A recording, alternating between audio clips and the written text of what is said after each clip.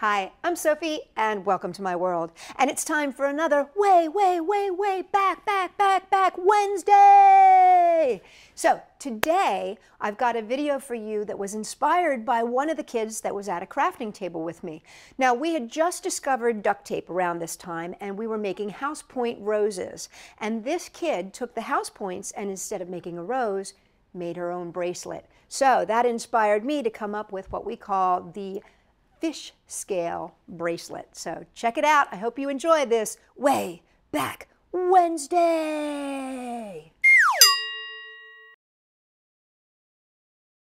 Hi, I'm Sophie, and welcome to my world. You know, people always ask me, where do you get your ideas? Well, I get a lot of them from you, the viewers. Case in point, this fabulous bracelet.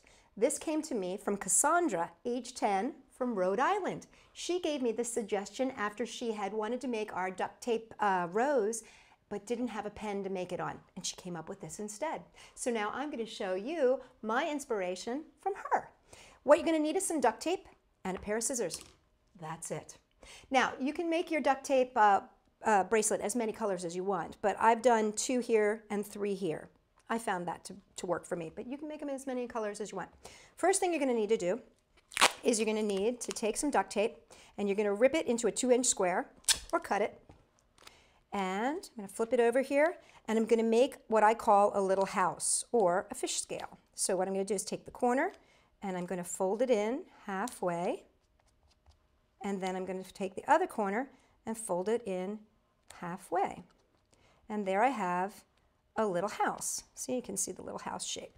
Now you're going to need to make a bunch of these. I find that making 30 usually makes a big enough wristband for anybody, you know, most people anyway. So what I'm going to do is take the number of duct tapes and divide it by 30. So, or 30 divided by the number of duct tapes, I should say.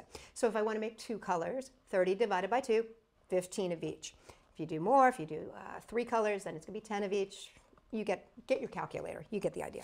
Okay, so what I'm going to do is I'm going to use some that I've already made here, and first thing I'm going to do is place down one of my houses, and then I'm going to take my second house and I'm going to line up my arrow points right there, and I'm going to leave about a 1/4 inch in between each one. And now I'm just going to alternate my colors, going green and then blue and then another green, just like that. And I'm going to keep doing this until I've used all 30. I'm going to skip ahead here. I've got one done. Okay, when it's all done, it looks like this. Almost kind of like an arrow. Now, you can measure your wrist here at this point for whoever it's going to be for.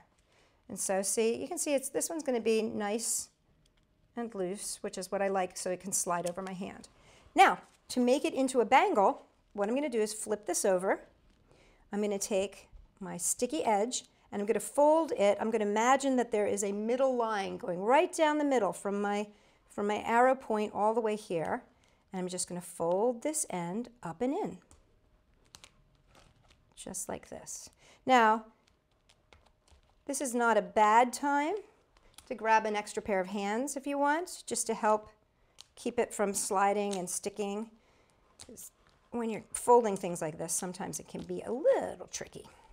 Okay, so there you can see that's one side folded in and it's going to stick very nicely upon itself. And then I'm going to fold in the other side, same way. And those ends are going to meet right in the middle.